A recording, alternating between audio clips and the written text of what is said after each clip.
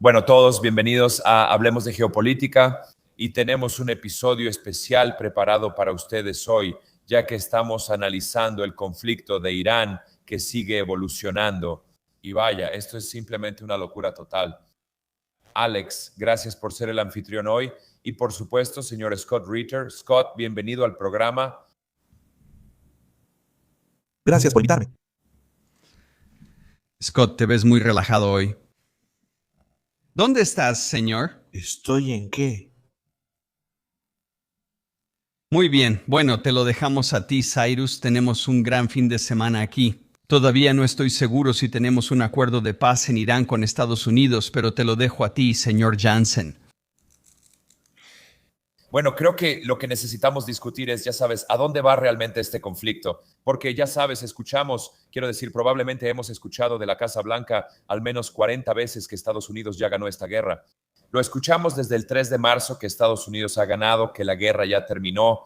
Pero por supuesto, ya sabes, el estrecho de Hormuz sigue cerrado, o al menos está bajo control iraní. Se están cobrando una enorme cantidad de peajes. También hay un bloqueo por parte de Estados Unidos, así que estamos viendo la mayor interrupción energética en la historia de nuestro mundo. Y entonces, de nuevo, a pesar de las afirmaciones de Donald Trump y de los republicanos de que sí, somos victoriosos, que todo va increíble, todavía no he visto que se haya logrado nada realmente desde una perspectiva militar de Estados Unidos. Scott, ¿estarías de acuerdo con esa afirmación? Quiero decir, ya estamos entrando en la semana número 11 de la guerra, o sea, ¿dónde estamos en cuanto a los objetivos militares de Estados Unidos? ¿Qué es lo que realmente está pasando en este momento de la guerra? Bueno, creo que lo primero que tenemos que entender es que no hemos logrado ninguno de los objetivos de este conflicto. El estrecho de Hormuz. No hemos derrocado al régimen en Teherán. No hemos asegurado el programa nuclear iraní y no lo hemos eliminado. Hemos perdido el estrecho de Hormuz. Hemos fortalecido la esperanza de la gente del país. Nuestro programa financiero es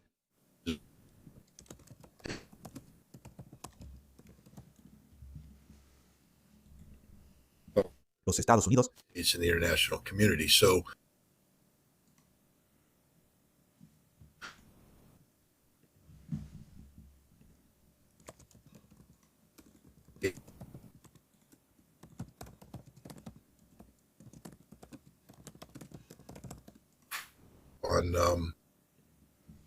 La garganta de bueno.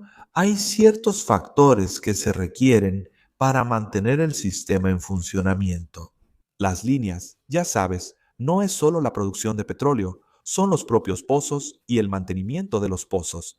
Para mantener un pozo, tienes que mantener la producción continua y seguir manteniendo la presión.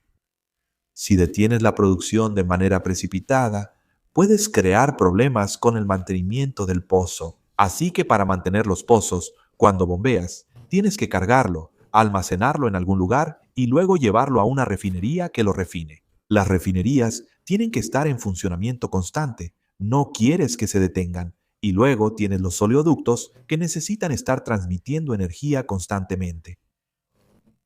Estamos en un punto ahora mismo donde para junio empezaremos a ver grandes interrupciones en la cadena de suministro de energía. Y para septiembre, si no resolvemos esto, vamos a ver un colapso total de la cadena de suministro de energía global, lo que significa que las refinerías van a empezar a cerrar. Y cuando cierran, no simplemente se vuelven a poner en marcha. Los oleoductos se van a vaciar y los pozos no van a estar produciendo, y probablemente ni siquiera se les va a dar mantenimiento constante, lo cual afecta la capacidad de producción futura. Así que literalmente estamos viendo una catástrofe de seguridad energética global que va a afectar a todos. O sea, sé que, Alex, tú estás en China. China no es inmune a esto. China va a pagar un precio económico muy alto si esto no se resuelve, que es una de las razones por las que creo que China está muy involucrada diplomáticamente. Los rusos también, aunque no vayan a estar, ya sabes, involucrados en cuanto a mantener y producir, esta Rusia necesita estabilidad. Cada nación productora de petróleo necesita estabilidad en los mercados globales. Lo último que quieres es un mercado global inestable. Incluso Estados Unidos. Decimos ser autosuficientes en energía, pero la realidad es que eso tiene un costo. Estás atado a un mercado global y por lo tanto, cuando el precio del petróleo sube a nivel mundial, nos impacta aquí en casa. Y solo hay que ver, no sé cuál es el precio de la gasolina en Las Vegas en este momento, pero sé que en Nueva York ha subido más de $1 en la última semana. Sí, los precios en Las Vegas están consistentemente alrededor de, ya sabes, 5.30, 5.40 por galón. Quiero decir, yo diría que desde el inicio de la guerra ha subido al menos $1.50 en general. Sabes, el diésel en un momento estuvo en 6.75, ahora ha bajado más cerca de 6. Así que hemos visto un poco de alivio ahí. Pero quiero decir, está afectando a mucha gente. Quiero decir, y creo que sabes, una de las cosas interesantes sobre las que estaba investigando era en realidad la economía, cada dólar de producción económica hacia el PIB. Incluso, sabes, Estados Unidos depende aproximadamente un 40% más del petróleo por cada dólar de crecimiento económico que tanto China como incluso Rusia. Y lo simple es que todo aquí se mueve en camiones, ¿verdad? Todo aquí depende del transporte por camión. Sabes, vemos cómo la comida llega a las tiendas de abarrotes, todo eso es con diésel. Sabes, ves cómo los suministros se mueven por todo el país. Sabes, no tenemos esa infraestructura, sabes, como la tiene China, que está un poco mejor preparada, supongo, pero como dijiste, ellos tampoco son inmunes a esto. Quiero decir, obviamente va a afectar la economía global, que es algo de lo que Alex y yo hemos estado hablando, sabes, desde hace semanas. Sabes, como sabes, es interesante, ¿verdad? Porque escuchamos a Donald Trump decir, wow, el mercado de valores está en su punto más alto de la historia. Sabes, todo va de maravilla aquí. Y luego vi un gran tweet donde alguien dijo, sí, no importa si el mercado está en su punto más alto de la historia, el sándwich y el agua me cuestan $23, ¿verdad? La inflación está por las nubes. Los costos están por las nubes. Y bueno, sí, también hay que tomarlo con cautela. Quiero decir, es tonto ver a estas enormes compañías de IA que son responsables de la mayoría del SP. Así que con el SP sí está muy alto, pero en realidad es por un par de días que se están volviendo locos, lo cual sabemos que también es una burbuja porque los ingresos realmente no coinciden. Mucho de eso son solo expectativas. Así que sí, se viene mucho dolor. Creo que eso es algo de lo que, ya sabes, Alex ha estado hablando desde hace mucho tiempo. Alex, ¿hay algo que hayas visto en los mercados esta semana de lo que quieras hablar con nuestra audiencia? Bueno, sí, lo que he estado viendo es mucha manipulación del mercado, mucho comercio externo antes de que abran los mercados y cuando cierran, close. Esto está empezando a ser una conversación común entre la gente promedio, que saben que ciertas personas selectas están filtrando información antes de llegar a un acuerdo o de hacer un acuerdo, lo cual manipula el precio del petróleo. Pero de nuevo, como dijo Scott, todavía no hemos sentido el golpe. Sabemos que viene. Sabes, yo no dirijo una compañía naviera, pero puedo decirte que los buques VLCC van casi tan rápido como una bicicleta. Así que imagina conducir una bicicleta desde el estrecho de Hormuz hasta, digamos, Luisiana y llevar un contenedor. ¿Cuánto tiempo tomaría eso? Quiero decir, me interesa más saber cómo va a lidiar este mundo con un impacto como ese. Quiero decir, Scott, hemos visto un ejemplo como este en algún momento de la historia. No en la historia reciente. Hemos tenido, ya sabes, el petróleo, la economía del petróleo. Por supuesto, a principios de los años 70 tuvimos el embargo petrolero que provocó una crisis energética aquí en Estados Unidos y en Occidente. Pero, vinculado al petróleo, mucha gente no lo hace. Mira alrededor del escritorio. Mira alrededor de tu casa. Entiende que casi todo en tu casa se produce usando productos derivados del petróleo. Todo. Y la comida que comes, aunque no lo creas, sabes que la urea que se usa para crear el fertilizante que permite el crecimiento masivo de los alimentos, viene de productos del petróleo. Y no es solo el petróleo el que no se está exportando desde Medio Oriente. Es urea, es el subproducto del fertilizante, amoníaco, es helio, que es un producto esencial en las tecnologías modernas. Habrá una escasez de helio, Así que la tecnología que creemos que tenemos para compensar otras cosas va a verse afectada. El mundo entero se va a paralizar. Esta es la realidad. Sabes, no hemos tenido un flujo de energía significativo. Sabes que entre al sistema global desde Medio Oriente, desde febrero. Los barcos de los que hablas, barcos portacontenedores, pero también petroleros. Actualizaciones de la semana pasada.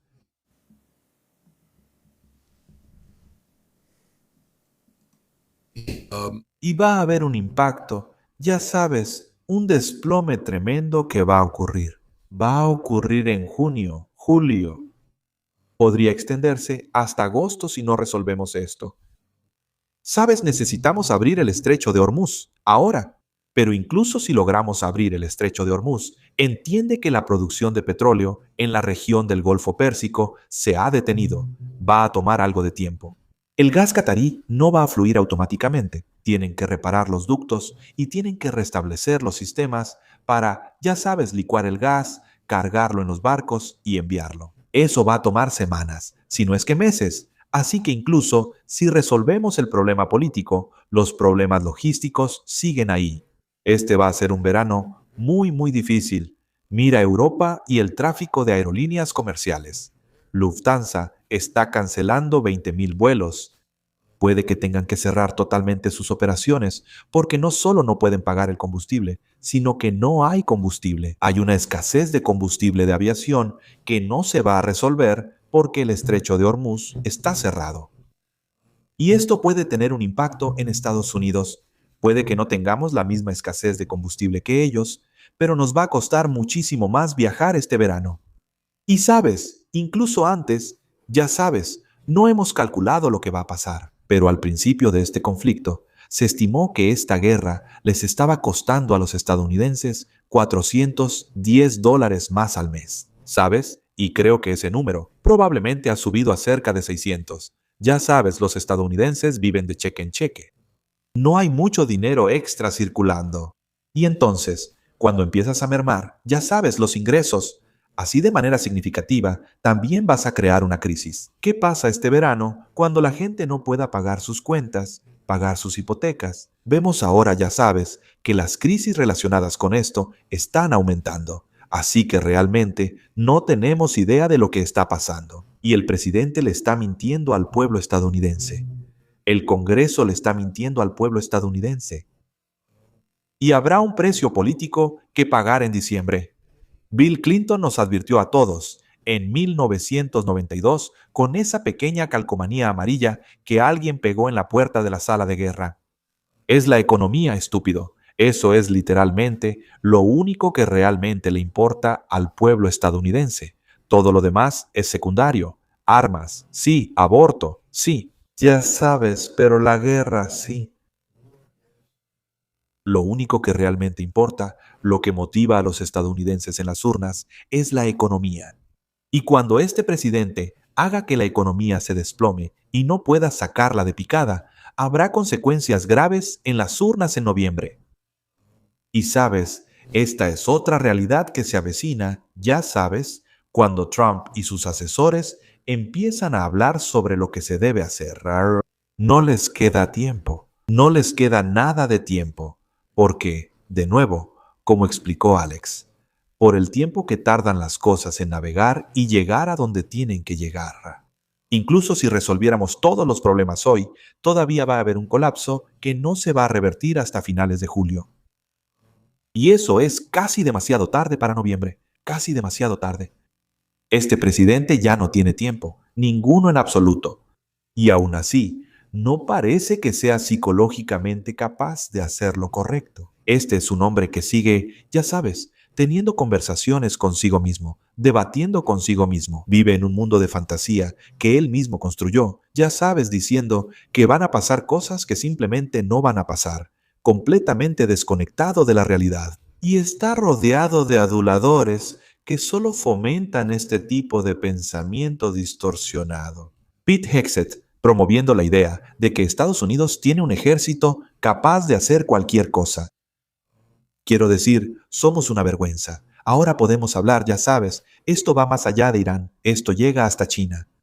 China hoy en día ha respondido a algunas preguntas muy fundamentales. Estados Unidos apesta. ¿Sabes? China no tiene que preocuparse por la defensa aérea estadounidense. Se ha demostrado que es absolutamente basura.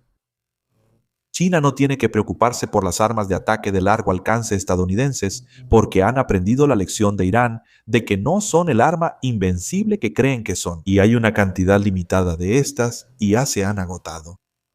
De hecho, la ironía es que China controla la capacidad de Estados Unidos para rearmarse, porque gran parte de la tecnología que necesitamos adquirir para producir estas armas, que hemos empleado en grandes cantidades, proviene de China. Así que, ya sabes, los chinos en realidad tienen la clave para la capacidad de Estados Unidos de rearmarse. La mayoría de los estadounidenses, ya sabes, ese hecho se les ha pasado por alto. En Europa hoy en día, si piensas que los rusos ahora le temen a Estados Unidos, no es así. Quiero decir, todos están preocupados por las armas nucleares. Ese es un tema diferente. Pero, ya sabes, Estados Unidos como el baluarte que apoya a Europa ya no está ahí. Ha quedado expuesto. No es una columna vertebral sólida de acero, sino un artificio oxidado y en colapso. Y Europa en sí misma no es nada. Y así, esta guerra con Irán ha expuesto las falacias militares que se han asociado con la idea de la supremacía militar occidental. Eso se acabó para siempre. Rusia y China hoy pueden estar tranquilos sabiendo que su capacidad militar es más que suficiente para derrotar a Estados Unidos en una guerra convencional directa. Scott, mencionaste la economía y lo importante que es para los estadounidenses. Voy a mostrar un video aquí para nuestros espectadores y solo quiero explicar de qué trata este video. Y si todos pueden verlo aquí, solo lo voy a dejar reproduciéndose y lo veremos un par de veces. Pero sí, ya estamos listos para ver el video. Y vamos a pausarlo si podemos. Solo para mostrarle a la gente qué es esto. Así que diseñé una gráfica para mostrarle a la persona promedio lo que sucede cuando el mercado alcanza un máximo, que curiosamente ocurrió el viernes y el jueves pasados. Después del auge de las .com vimos 14 años, desde el máximo del auge de las .com hasta alcanzar un nuevo máximo. Y lo que la gente no tomó en cuenta ahí fue la erosión. Es que esta administración de Trump cavó un hoyo tan profundo que no solo las elecciones intermedias, sino la elección después de esa, ha destruido toda la credibilidad del Partido Republicano. Puede que haya destruido la credibilidad de todos los partidos políticos porque los demócratas, ya sabes, no han hecho nada para ganarse la confianza y el respeto del pueblo estadounidense. Todo lo que ha pasado es que los republicanos literalmente se están autodestruyendo ante los ojos de todos. Y por lo tanto, la única alternativa viable es el Partido Demócrata. Pero Hakeem Jeffries no inspira confianza. Es uno de los individuos más corruptos que existen. Puedes mostrar que la bolsa de valores sube, pero la realidad es que lo que se ha visto es que la bolsa beneficia a los más ricos a costa del inversionista promedio. Te puedo garantizar que el portafolio del inversionista promedio, las ganancias de las que hablas, porque al inversionista promedio lo tratan como un tonto. O alguien que está ahí para ayudar a financiar, para ayudar a generar el dinero que es robado por, ya sabes, los administradores de fondos, y luego las personas que se benefician de eso. Sistema. De manera más efectiva a través de percepciones que no coinciden con los resultados que ves ahí. Realmente no coincidía con esos resultados. Sí, déjame mostrarte algo, Scott. Solo quiero que veas esta siguiente diapositiva que quiero mostrar aquí. Y lo mencionaste, así que creo que es un gran momento para introducir esto. Estos son los principales bancos que están ganando dinero a costa del estadounidense promedio. Este es el mercado de derivados. Se estima que está entre 600 y 700 billones de dólares, casi 10 veces el mercado financiero global. Pero mira los bancos que están ahí, los 10 principales bancos aquí. Tenemos a JP Morgan, tenemos a BNP Paribas, tenemos a Citibank, tenemos a HSBC. O sea, aquí es donde se hace el gran dinero. Y esto es fuera del mercado. Esto es cuando los pequeños inversionistas ya se fueron a casa. Tal vez colgaron el teléfono con su corredor como a las 5 de la tarde. Y esto es, como dices, parece que el juego está arreglado. Yo he operado con derivados durante 20 años y esa es mi manera de ganarle a los bancos. Pero digo, Scott, ¿dónde está el límite con esta administración? Esto, límite. Ahora, así están las cosas hoy. Con toda razón. Quiero decir, yo hago críticas.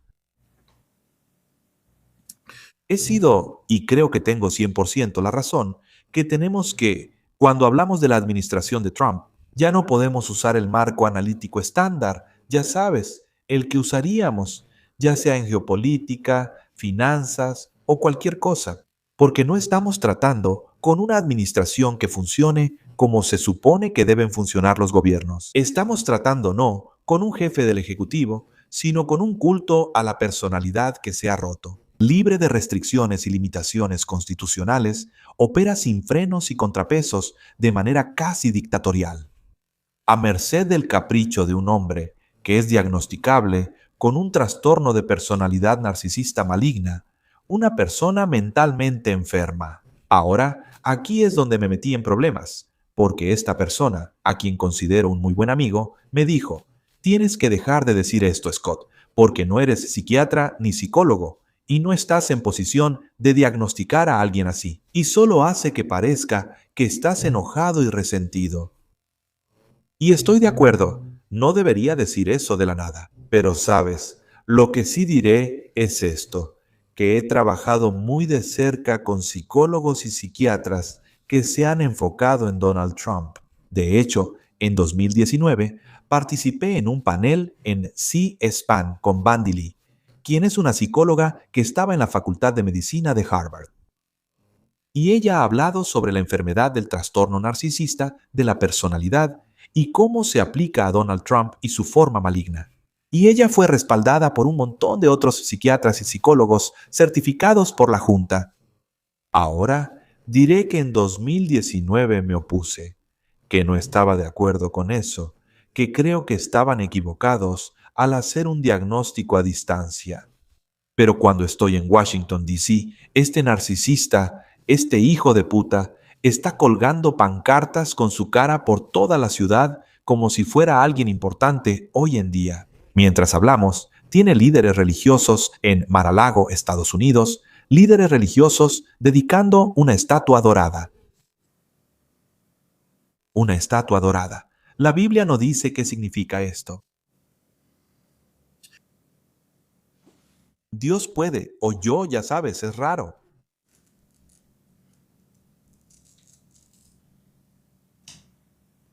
Sí, Ciro, vamos a tomar el control por un segundo. La transmisión de Scott se cerró por un momento, pero creo que entendemos el punto. Lo que Scott está diciendo. Bueno, creo que solo voy a continuar con eso. Es decir, ya sabes, estamos hablando de Trump, que es por mucho el narcisista más grande del mundo. Quiero decir, como dijiste, tenemos estatuas de oro que, ya sabes, se le dedican. Ahora tenemos un nuevo pasaporte que va a salir con la imagen de Donald Trump en él, ¿sabes? Él ha tuiteado que cree que debería haber una quinta cara en el Monte Rushmore, debería ser su cara. Quiero decir, han pasado tantas cosas y un ejemplo clásico de un narcisista es que cualquier tipo de crítica, ya sabes, se responde con: eres una persona desagradable, ¿qué pregunta tan horrible me has hecho? Eres una persona desagradable. Y simplemente vive en este mundo de fantasía. No sé si ustedes vieron la historia sobre el teléfono dorado de Donald Trump que salió, no sé si escucharon esta historia, fue tendencia en Twitter. Básicamente lanzaron un teléfono dorado de Donald Trump. Lo que tenías que hacer era entrar en línea y poner $100. El teléfono iba a ser hecho en Estados Unidos, iba a ser, ya sabes, de color dorado, iba a ser increíble, iba a costar $500. Así que tuvieron a 59,000 personas depositando $100 para este teléfono. Esto fue en diciembre. La fecha de lanzamiento iba a ser en mayo o junio. Por supuesto, nada, sin actualizaciones ni nada. La única actualización es que esta semana el sitio web de Donald Trump para este teléfono ahora ha actualizado las condiciones, que de hecho puede que no lancemos un teléfono, eso es parte de los términos y condiciones. Así que, aunque ya diste ese depósito de $100, ahora no tenemos ninguna garantía de que realmente vayamos a producir un teléfono. Entonces, estás hablando de una extorsión de dinero absoluta, ¿verdad? O sea, Alex, tú has informado que la acción de Donald Trump, lo que sea este Donald Trump Media, es la de Truth Social.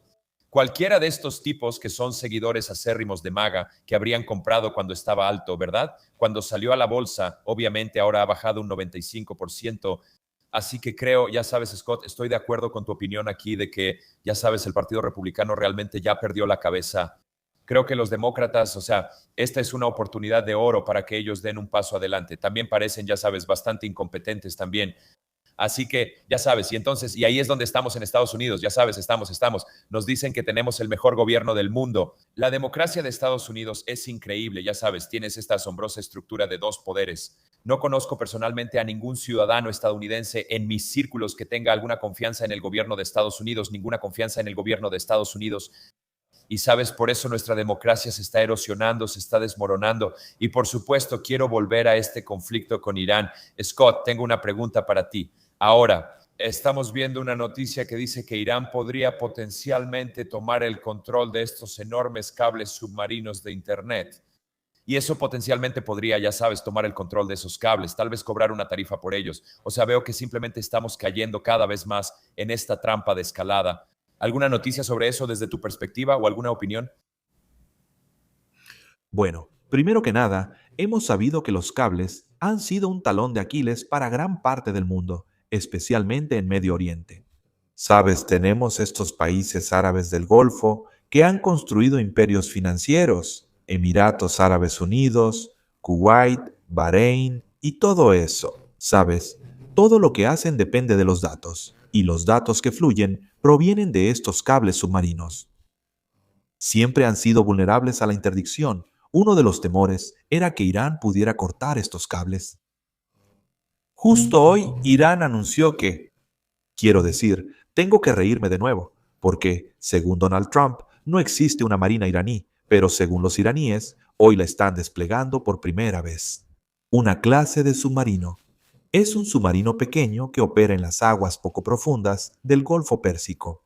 La Marina estadounidense no puede interceptarlos porque nuestros grandes submarinos no pueden entrar en esas aguas poco profundas. Serían víctimas de esto y nuestros barcos no pueden acercarse para ASW.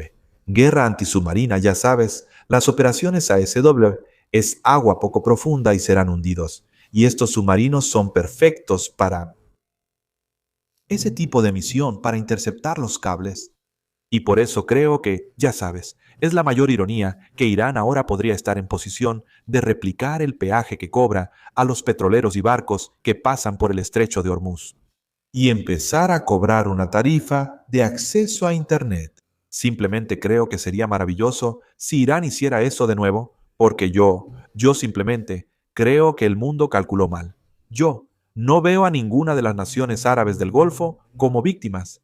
Todos son perpetradores. Todos fueron partes activas en este conflicto y no tienen derechos. Son naciones derrotadas. Perdieron la guerra, apostaron, eligieron el lado equivocado.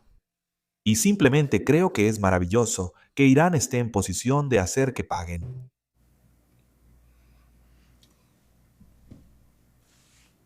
Sí, absolutamente. O sea, creo que ese ha sido el tema durante los últimos, ya sabes, 2 meses que hemos visto y ya sabes, o sea, escuchamos. O sea, de nuevo, hemos escuchado a Donald Trump admitir esto también, ¿verdad? Que él no pensaba que los estados del Golfo, ya sabes, serían atacados. Él no sentía que, ya sabes, Irán tuviera la capacidad de hacer eso, no creía que pudieran cerrar el estrecho. Por supuesto, esto estaba operando de manera realmente inteligente. Netanyahu les vendió una guerra y dijo, miren, probablemente podamos derrotarlos en unos 7 días, tal vez 10, ya sabes, esto será rápido, eficiente, algo así como Venezuela. Trump cayó en la trampa. Y por supuesto, hemos visto que esto no ha sido nada parecido a eso. Scott, ¿qué hay de eso? Parece que hay algunas negociaciones con un posible, no sé, acuerdo de paz, lo que sea que eso signifique, pero sí escuchamos eso. Irán, los medios estatales de Irán han respondido en los últimos 40 minutos que han enviado información a los medios pakistaníes. Quiero decir, ¿cómo sería un posible acuerdo de paz? O sea, ¿vamos a ver alguna concesión real de Irán o Irán tiene la ventaja en este momento? Irán tiene toda la ventaja. Lo que creo que debemos entender es que Irán, Um, sabes, está luchando por su soberanía, pero Irán a largo plazo no puede ser una nación aislada. No pueden ir a la guerra contra todo el mundo. Sabes, este conflicto no se trataba solo de que Israel instara a Estados Unidos a ir a la guerra contra Irán. Este fue un conflicto en el que Estados Unidos hizo una evaluación independiente y dijo, esto impulsa nuestros objetivos y metas estratégicas contra China.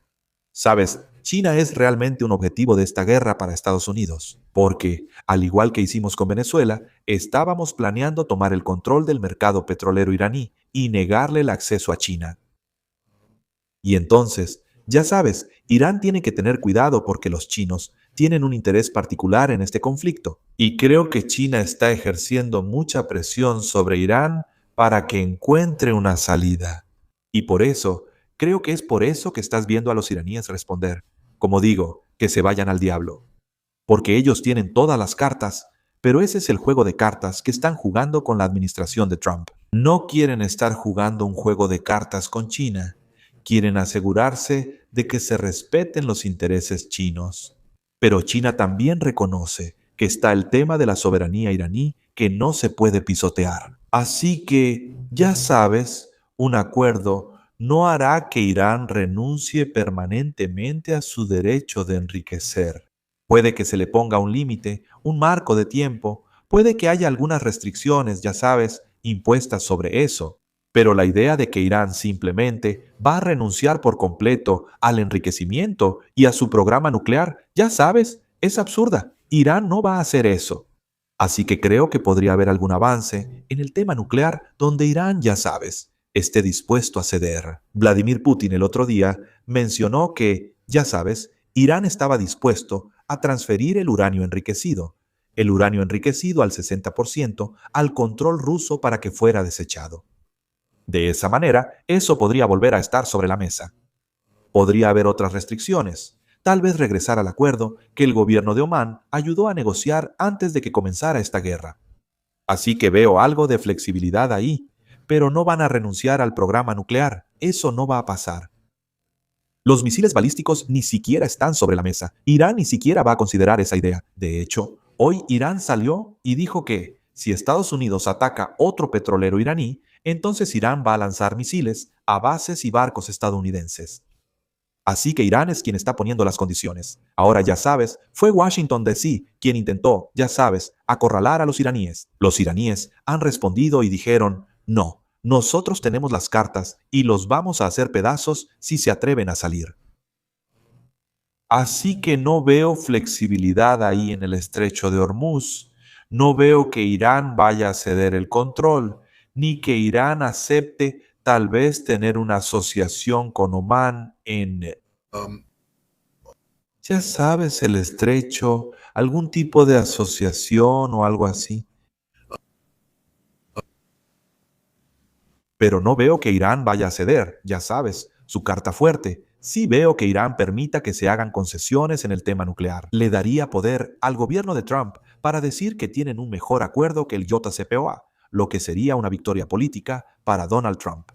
Si veo que Irán esté dispuesto a hacer algunas concesiones para que se abra el estrecho de Hormuz, lo que de nuevo le daría a Donald Trump la oportunidad de declarar una victoria política. Pero, ya sabes, Estados Unidos tiene que levantar el bloqueo. Eso no se puede permitir. Irán no va a hacer concesiones sin eso. Y la otra cosa es que Estados Unidos tiene que levantar y tiene que, ya sabes, devolver los activos incautados. Y, ya sabes, Estados Unidos sigue hablando de hacerlo gradualmente.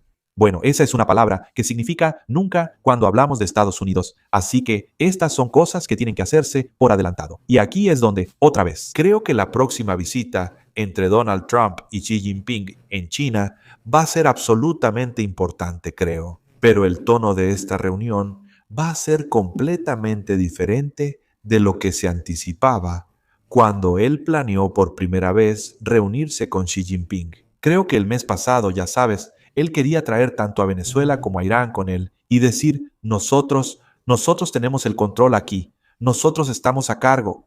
Tienen que escucharnos y ceder a nuestras demandas. Eso no está sucediendo. Y creo que es cuando los chinos van a decir, por favor, señor Trump, tome asiento. Tengamos una conversación sobre lo que podemos hacer para salvarte el trasero en el contexto de la conversación. Sí, y sabes, ese es un buen punto porque de hecho hemos visto que el gobierno de Estados Unidos ha salido y ha pedido la ayuda de China para abrir el estrecho de Hormuz. Y algo interesante que dijeron es que Irán en realidad no tiene aliados, están solos, están aislados en el escenario mundial. Pero aún así, ves que Estados Unidos en realidad está buscando a China para hablar con Irán.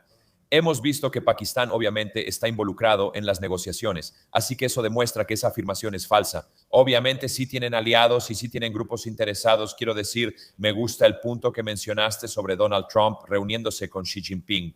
Creo que esa va a ser una reunión muy grande e importante, ya sabes, para el futuro. Pero creo que, Scott, al final del día, quiero decir, parece que estamos en una situación donde ambos lados necesitan ganar. Sabes, Irán se ha demostrado a sí mismo y al mundo que esto es algo que Robert Pape, por ejemplo, el profesor Robert Pape de la Universidad de Chicago, ha venido hablando de que Irán está emergiendo como una cuarta potencia global, ¿verdad? Tienes a Estados Unidos, China, Rusia. Todos estos son países que pueden influir en diferentes regiones del mundo, ya sea política, militar o económicamente.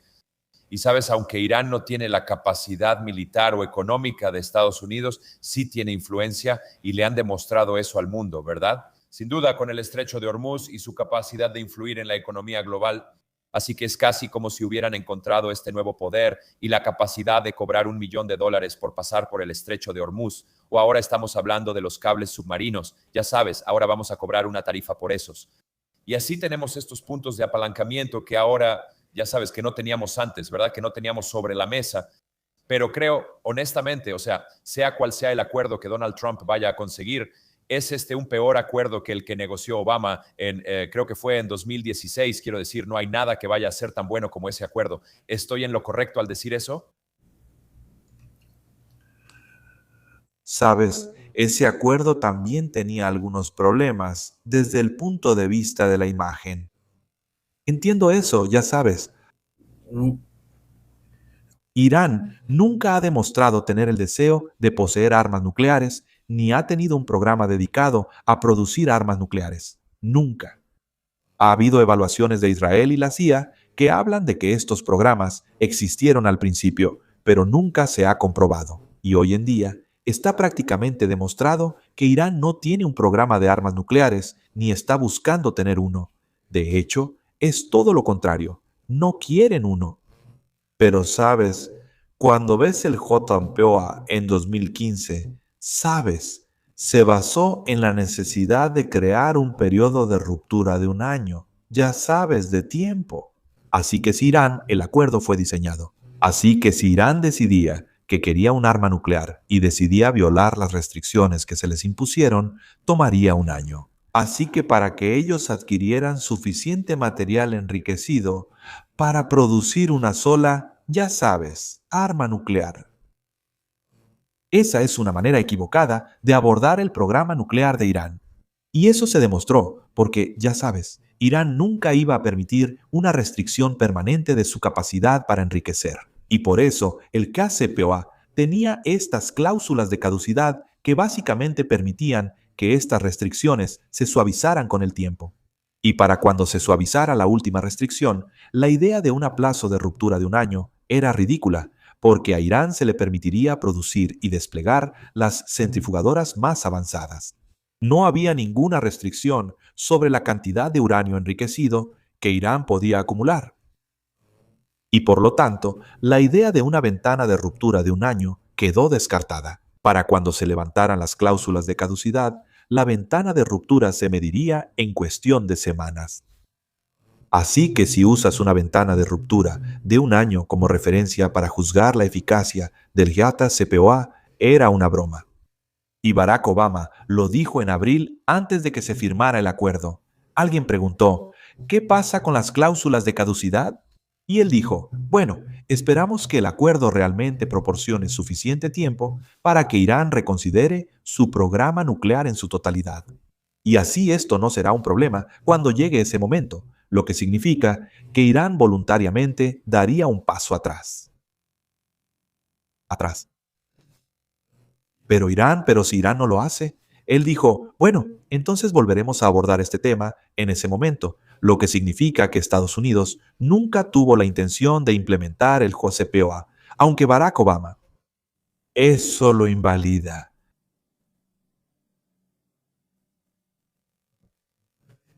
Así que todo lo que hizo Donald Trump fue adelantar ese requisito. Dijo que era un mal acuerdo y lo eliminó. No puede haber un acuerdo nuclear con Estados Unidos que permita a Irán acumular grandes cantidades de uranio enriquecido. No puede haber un acuerdo nuclear con Estados Unidos que permita a Irán tener una capacidad ilimitada de enriquecimiento. Así que, para que haya un acuerdo, tendrá que ser un mejor acuerdo que el JCPOA. Esto simplemente es un hecho. Mientras tengamos este criterio artificial de bloquear una vía hacia un arma nuclear, el JCPOA fue un acuerdo fundamentalmente defectuoso. Y tendrá que haber un nuevo acuerdo. Ahora, sabes, yo creo que Irán tiene todo el derecho de enriquecer uranio, que el artículo 4 del Tratado de No Proliferación Nuclear les da ese derecho. Pero tenemos que lidiar con, ya sabes, realidades. Mientras Israel exista e Israel ejerza influencia sobre Estados Unidos, es políticamente imposible para cualquier presidente estadounidense permitir un programa nuclear iraní que proporcione la vía teórica hacia un arma nuclear. Así que debe haber un acuerdo que cierre permanentemente esa vía, que imponga restricciones al programa nuclear de Irán, que evite que Irán, ya sabes, enriquezca uranio a un nivel más alto y que no les permita acumular reservas de uranio y uranio enriquecido. Ese acuerdo se negoció en febrero. Y para todos los que andan diciendo, Scott, ¿quién eres tú para decirle a los iraníes qué hacer? Escucho eso todo el tiempo. Eres un ignorante, hijo de perra. Solo eres antiraní y todo eso. Vete al diablo, idiotas. No saben de lo que hablan. Los iraníes ya aceptaron este acuerdo. ¿Qué crees que era el acuerdo que el ministro de Relaciones Exteriores de Omán llevaba a Washington D.C. el 26 de febrero? Así que lárguense. Sabes, el acuerdo ya se hizo, existe. Es la realidad. Ustedes viven en un mundo ficticio. Las mismas personas que dicen que Irán debe tener un arma nuclear, no deben, no la quieren. ¿Por qué la gente quiere darle a Irán algo que no quiere? ¿No entienden que un Irán sin armas nucleares venció a dos potencias con armas nucleares? Que el programa de misiles balísticos de Irán y la capacidad de controlar el estrecho de Hormuz le dan a Irán la ventaja estratégica que necesita contra dos potencias con armas nucleares. Si Irán tuviera un arma nuclear, legitimaría todo lo que Estados Unidos e Israel han dicho sobre Irán y movilizaría el apoyo global para acabar con Irán. Así que Irán no necesita un arma nuclear. No quieren un arma nuclear y nadie debería alentarlos a obtener un arma nuclear. Irán llegó a la posición en la que está hoy por no tener armas nucleares y no buscar armas nucleares, y están ganando en todos los frentes. Así que sí creo que, en el tema nuclear, hay un acuerdo que se puede lograr, y debe hacerse porque tenemos que lidiar con realidades políticas, no con el mundo falso en el que la gente quiere vivir donde abunda la equidad. No vivimos en ese mundo. Vivimos en un mundo donde Israel, una potencia nuclear armada ilegalmente, ¿lo entiendo? Y sí creo que el mundo debería dedicar más tiempo a hablar sobre las armas nucleares de Israel y cómo deshacerse de ellas. Pero estamos hablando del Irán actual, del presente. Irán no podrá dictar el desarme unilateral de Israel. Ese es un pensamiento equivocado. Vives en un mundo de fantasía. Lo que sí podemos hacer es dictar los términos que permitan levantar las sanciones que se han impuesto a Irán por su programa nuclear, dándole a Irán la oportunidad de tener una economía funcional por primera vez en 50 años. ¿Quieres hablar de que Irán emerja como una potencia global? Observa, no va a ser por jugadas engañosas. Irán no se va a convertir en una potencia global porque pueda cerrar el estrecho de Hormuz o cortar el cable. Esas son jugadas engañosas. Eso es como decir, voy a ganar el Super Bowl porque he dominado la jugada de gancho y escalera. Bueno, puedes lanzar el gancho y escalera una vez, anotar un touchdown y ya. La jugada engañosa se acabó. Irán tiene estas pequeñas jugadas engañosas a corto plazo. A largo plazo, Irán se convierte en una potencia global al integrar su economía en los BRICS, la Organización de Cooperación de Shanghái, la Unión Económica Euroasiática, acercando tanto a Rusia y China que nadie se atreverá a intentar interrumpir eso. Quiero decir, ya sabes, esto es lo que tiene que suceder. Las sanciones deben levantarse para que Irán pueda abrazar a Rusia e Irán pueda abrazar a China tan fuerte que nadie jamás podrá venir y decir, vamos a ir a la guerra contra Irán otra vez, porque eso significaría automáticamente ir a la guerra contra Rusia y China. Eso no pudo haber pasado antes, porque los iraníes son reacios a ese tipo de relación. Recuerda, los rusos negociaron un acuerdo marco estratégico con los iraníes allá por enero o febrero de este año. Pero el parlamento iraní lo dejó pendiente, no lo ratificó el año pasado. El parlamento iraní no lo ratificó. En junio, cuando Israel atacó y Estados Unidos atacó, todos decían, ¿dónde está Rusia? Son un mal aliado. Yo digo, no, los iraníes no ratificaron el acuerdo. No hay un marco legal para que Rusia apoye a Irán en este momento. Ahora, los iraníes ya corrigieron eso y desde entonces Rusia ha estado brindando asistencia. No sé qué tipo de acuerdo marco existe con China. Sí sé que los chinos están brindando asistencia. Pero lo que sí sé es que una vez que termine esta guerra y se levanten las sanciones y se eliminen las restricciones, vas a ver a Irán abrazar tanto a Rusia como a China y acercarlos. Y Rusia y China van a hacer lo mismo porque Irán es esencial para el crecimiento económico futuro de ambas naciones. Los rusos lo necesitan para la conectividad norte-sur desde San Petersburgo hasta Chabar. Los chinos quieren mantener esa nueva ruta de la seda en marcha, así que esto cambia las reglas del juego. Una vez que Irán abrace a Rusia y China y haga ese giro de manera decisiva. De nuevo, uno de los mayores fracasos estratégicos de Occidente fue no reconocer que, durante mucho tiempo, hasta hace poco, había muchos iraníes que no querían hacer ese giro hacia el este, que muchos iraníes querían seguir teniendo buenas y sólidas relaciones con Occidente, que creían en el potencial económico de reabrir relaciones con Occidente. Eso se acabó. Eso es otra cosa de la que nadie habla. Eso se acabó. Irán nunca se vinculará ahora con Occidente. Ese día terminó. Ese barco ya zarpó. Irán está girando hacia el este, ya giró hacia el este. Y ahora, cuando se levanten las sanciones, vas a ver un acercamiento económico que va a convertir a Irán en la cuarta nación más poderosa del mundo. Scott, estamos recibiendo muchas preguntas de la gente en la sección de comentarios sobre el último desfile militar en Moscú y algunos de los comentarios que hizo Vladimir Putin diciendo que potencialmente esta guerra en Rusia y Ucrania o la operación militar especial podría estar llegando a su fin pronto. Como sabes, eres una persona muy conocedora de estos temas. Mucha gente dijo que esto habría terminado en 6 meses, pero tú dijiste que sería una operación larga y prolongada. ¿Cuál es tu evaluación de la situación más reciente? Las cosas claras, muy rápidamente, pero creo que eso es porque Rusia iba a utilizar la totalidad de sus capacidades militares contra Ucrania, que en realidad estaban librando una guerra. Resulta que estaban llevando a cabo una operación militar especial que estaba diseñada para llevar a Ucrania a la mesa de negociaciones. Es algo que todos pasamos por alto. Yo lo pasé por alto. El director de la CIA lo pasó por alto. El presidente del Estado Mayor Conjunto, nadie en el mundo lo entendió porque no sabíamos que era una operación militar especial. Ahora que hemos aprendido, y sabes, y nos dimos cuenta de que esto se trata de que Rusia está librando una guerra de desgaste a largo plazo, no solo contra Ucrania, sino contra Occidente en su conjunto. ¿Sabes? Estamos viendo que esto será un asunto largo y prolongado. Pero ¿sabes? Cuando Estados Unidos tomó la decisión de crear el nuevo programa de préstamo y arriendo en mayo de 2022, yo lo llamé un momento que cambiaría las reglas del juego.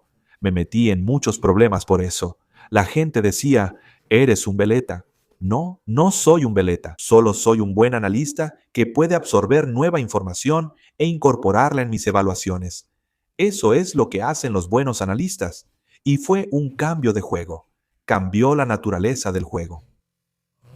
He estado diciendo que Rusia va a, ya sabes, pelear esta larga y prolongada guerra de desgaste porque todas las ventajas se acumulan a su favor. El tiempo ya no es un problema. Eso ya no es así. Y por eso hemos visto un cambio tan dramático ocurriendo aquí. Ya sabes, los aliados europeos de Ucrania han creado una nueva realidad. y es que Ucrania tiene una deuda estratégica sobre esto desde 2020. Dije, ya sabes, es muy peligroso que la OTAN se convierta en la base logística de este conflicto por poder, porque, ya sabes, es igual que en Vietnam. Hablamos de cómo se usó Camboya, cómo se usó Laos, como refugios seguros, apoyando al sur. ¿Y qué tuvo que hacer finalmente Estados Unidos? Bombardear Laos, la ruta Ho Chi Minh y Camboya. Lo que tenemos aquí ahora no solo se ha convertido en una base logística y en el sostenimiento de la batalla en el terreno que los rusos controlan. Ahora te han convertido en una plataforma de lanzamiento para cohetes estratégicos de largo alcance y misiles de crucero en lo profundo de Rusia. Y para causar un daño real, la pequeña economía que...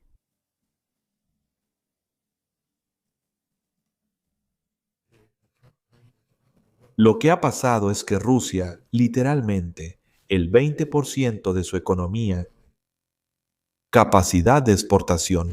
Esto no es sostenible. Esto es, y así, Rusia se ha redefinido. Conflicto. Lo llamaron una operación militar especial, pero ya sabes, fue importante lo que sucedió. Si atacas al correcto,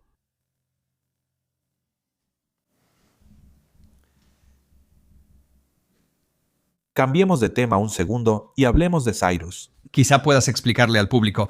En un momento vamos a traer de vuelta a Scott Signal. Pero hemos recibido muchas preguntas de los espectadores sobre el conflicto en Rusia. También invitamos a Scott a este programa porque ha estado analizando esto durante los últimos 4 años, por lo menos desde que hacemos transmisiones en vivo. Y esto es, si no saben quién es Scott Ritter, Cyrus, puedes explicarle a nuestra audiencia, porque tenemos a muchas personas nuevas aquí que han estado siguiendo nuestro programa durante las últimas semanas y están viendo a Scott por primera vez aquí. Quizás puedas describir a Scott para nuestra audiencia y podemos continuar con la evaluación. Bueno, asegúrate de decir que soy extraordinariamente guapo y elocuente. Scott, antes de que ponga a Cyrus en la llamada, ¿estás tomando consejos de moda sobre camisas de Larry C. Johnson? Traje esta camisa específicamente para Larry Johnson. Estuve en un panel con él y se me olvidó ponérmela. Así que me la puse solo para molestarlo. Básicamente, esto es mi manera de decirle a Larry Johnson, nah, yo también tengo una. Cyrus Jansen, estás en silencio. Creo. No hay problema. Creo que lo que ha sido realmente genial es poder tener acceso a, ya sabes, personas como Larry Johnson, quien es un analista de la CIA. Me refiero obviamente a Scott Ritter, ex inspector de armas de las Naciones Unidas. Me refiero a personas como ustedes son muy difíciles de encontrar porque, ya sabes, hay una gran desconexión entre la realidad de lo que está sucediendo en el terreno y ciertamente lo que nos dice nuestro medio de comunicación. Pero creo que por eso hemos visto el auge de los canales de YouTube en los últimos años en esta esfera de la geopolítica, ¿verdad? O sea, si ves a alguien como, digamos, Tucker Carlson, ¿verdad? La plataforma de Tucker Carlson es una de las de más rápido crecimiento en el mundo. Cuando él publica una entrevista o un segmento, obtiene, o sea, supera por mucho, ya sabes, cualquier otra cosa que exista, de los medios tradicionales, ya sea CNN, CNBC, Fox News, combinados todos juntos están a una fracción de lo que Tucker Carlson puede lograr. Y creo que esto es lo que realmente representa una gran oportunidad para todos nosotros que estamos haciendo estos análisis independientes. Quiero decir, ya sabes, Scott, sé que estuviste en Rusia recientemente, creo que asistiendo a un foro o hablando con algún tipo de organización. De nuevo, te estás reuniendo con otros influencers y básicamente con personas que están proporcionando este análisis independiente.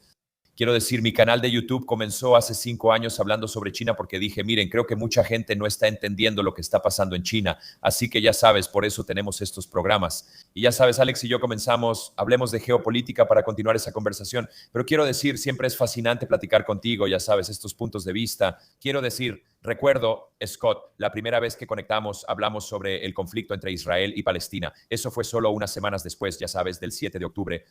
Sabes, ese video se volvió viral, tuvo un éxito tremendo y quiero decir, eso solo demuestra, creo, cuánta hambre tiene la gente de información real. Y eso me deja con una pregunta para ti, porque uno de nuestros seguidores de largo plazo me dijo, ya sabes, Scott, ¿cuáles son los mejores sitios web? ¿Dónde están los sitios web que usas, ya sabes, para realmente rastrear este tipo de información interna? Si tuvieras un par de, ya sabes, ¿cuáles son algunos sitios web o blogs o influencers o a dónde vas para realmente obtener este tipo de información interna?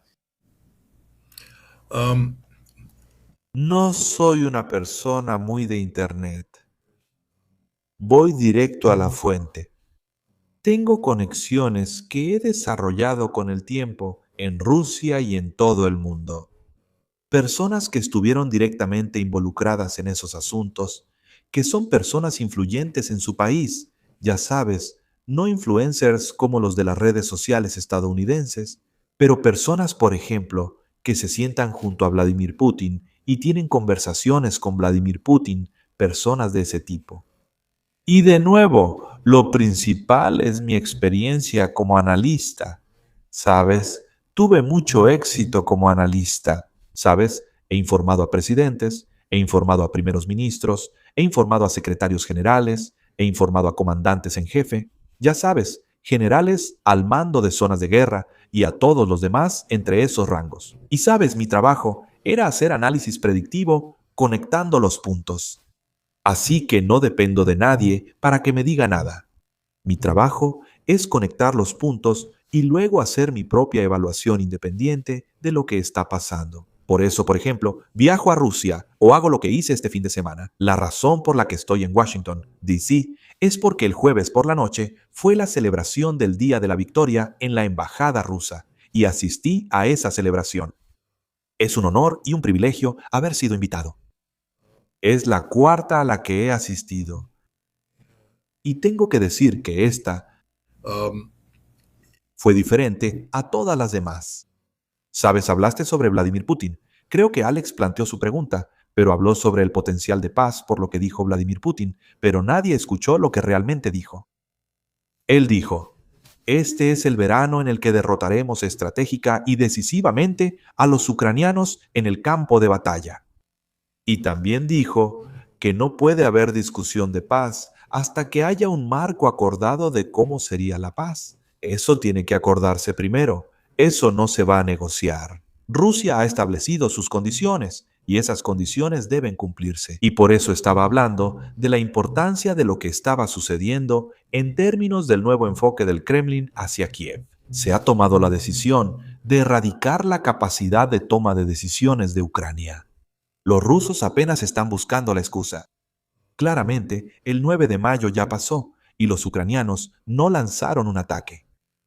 Ahora, la gente dirá, bueno, eso significa que los rusos están lanzando amenazas vacías. Tenemos el mismo Foro Económico Internacional de San Petersburgo. Se llevará a cabo a principios del próximo mes. Si Irán o si Ucrania ataca eso, Kiev desaparecerá. Si Ucrania sigue atacando la capacidad de producción de petróleo de Rusia, Kiev desaparecerá. En resumen, Rusia ya no está jugando. Y cuando escuchas la retórica que sale de Moscú, pero también en los eventos de la embajada, entiende que cuando habla el embajador ruso, no habla improvisadamente. Él pronuncia un discurso que ha sido revisado en Moscú para asegurarse de que esté en línea con el mensaje que sale de Moscú. Este fue un discurso muy agresivo, que habló de la rendición incondicional de la Alemania nazi y lo vinculó directamente con Ucrania. Pero también habló del surgimiento de Alemania hoy como una nueva potencia nazi que debe ser erradicada y derrotada por Rusia. Rusia está hablando de una guerra con Alemania y diciendo que los alemanes quieren esto y que Rusia está más que lista para ir a la guerra. Hay personas asesorando, ya sabes, a Vladimir Putin que están hablando sobre la necesidad de un ataque nuclear preventivo contra Europa. No sé si Putin va a aceptar eso, pero ahora está sobre la mesa. Tienes a Dmitry Medvedev haciendo las mismas afirmaciones en un ensayo muy largo publicado en RT. Hay una nueva mentalidad en Rusia que es muy agresiva, muy militante.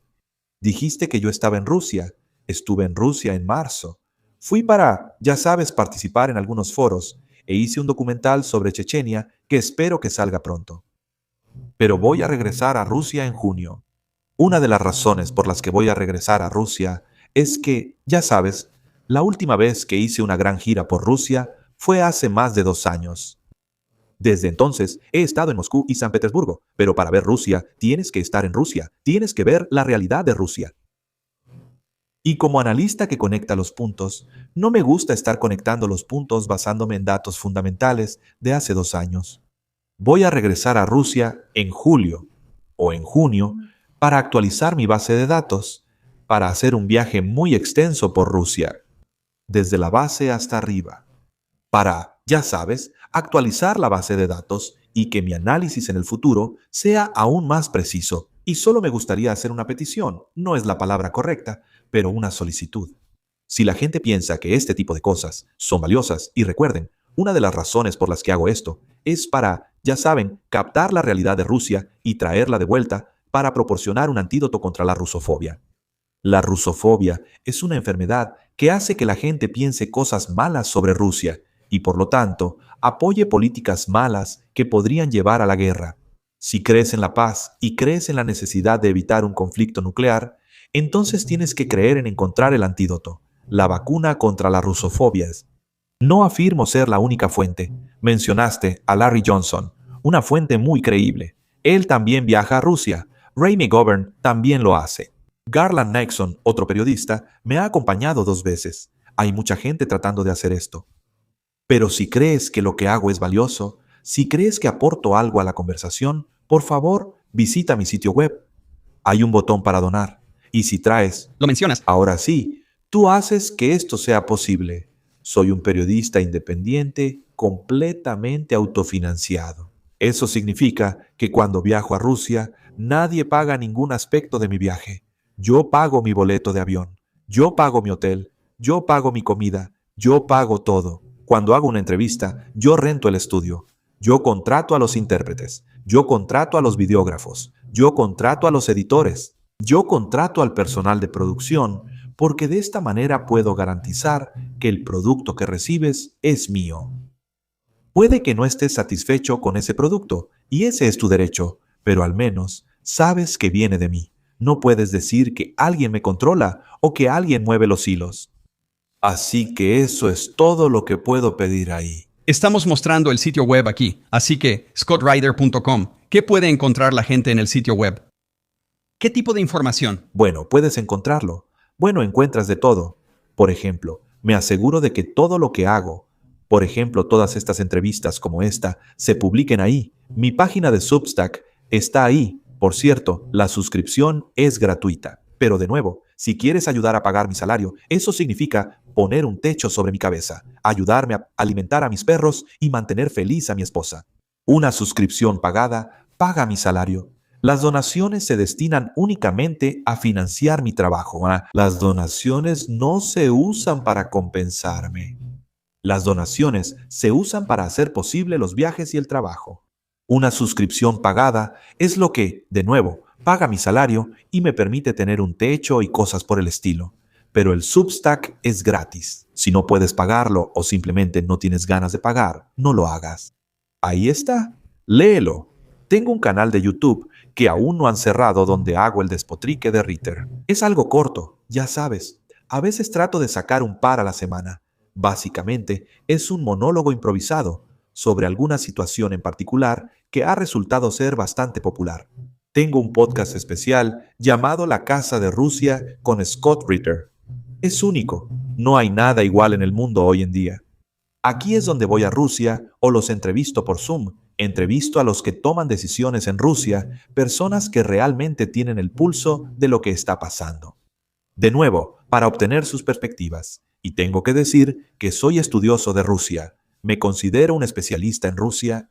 Aprendo algo cada vez que hablo con estas personas, porque simplemente me abre diferentes puertas, diferentes ventanas, diferentes caminos de exploración. Te da una comprensión más profunda de, ya sabes, qué es Rusia, quiénes son los rusos, y esa es la Casa de Rusia con Scott Ritter, ya sabes, un canal independiente. Hago algo llamado el Spot Rep, que es, necesito revivirlo, pero básicamente era un resumen semanal de las principales noticias de la semana.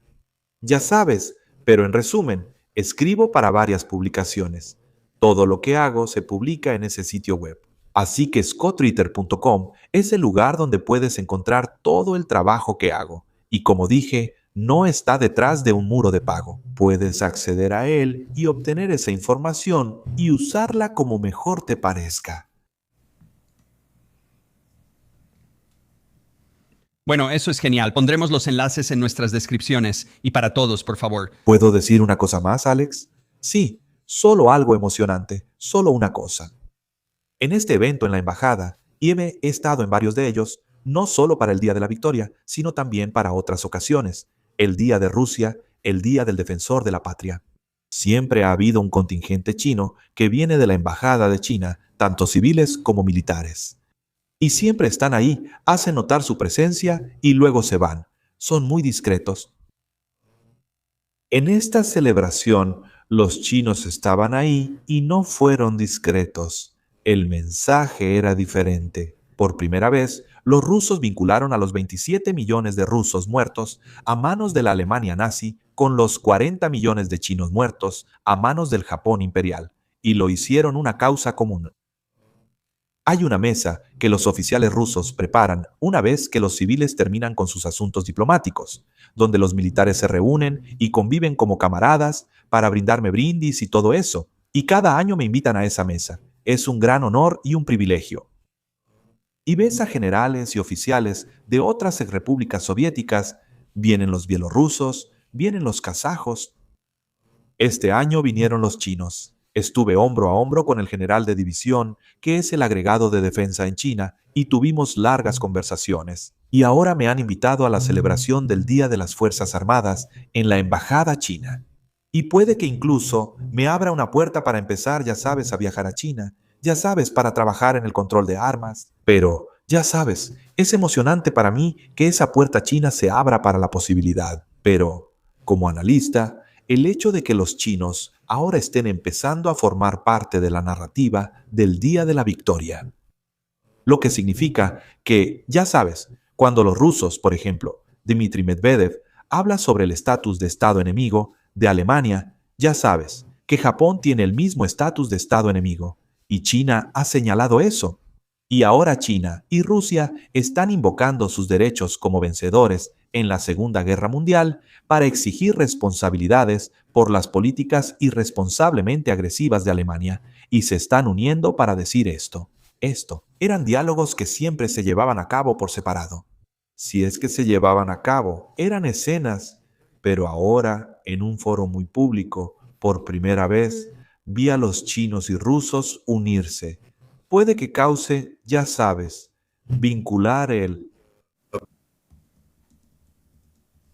los horribles crímenes cometidos por los japoneses contra el pueblo chino. Y este es el nuevo mundo en el que vivimos, donde, ya sabes, los rusos y los chinos están, ya sabes, más unidos.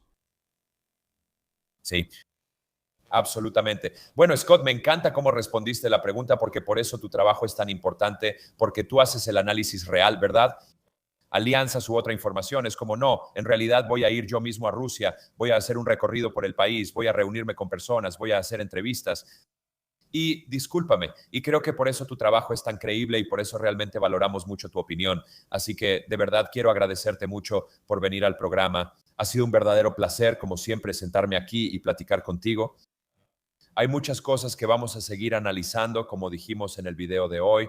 Ya sabes, Estados Unidos e Irán seguirán trabajando para llegar a algún tipo de acuerdo, pero, y honestamente, parece que Irán ciertamente está moviéndose hacia una posición de más poder que cuando empezó la guerra, y me encanta ese punto. Creo que ese fue un punto realmente brillante que mencionaste, que Irán no tiene, ya sabes, ningún deseo de tener un arma nuclear, porque eso probaría todo lo que Estados Unidos e Israel han estado básicamente diciendo, y no la necesitan, ¿verdad? Han demostrado con su campaña de misiles balísticos, que obviamente necesitaban para proteger su soberanía, que ha sido muy efectiva. Causaron una enorme cantidad de daño y han resistido ataques con su arsenal militar.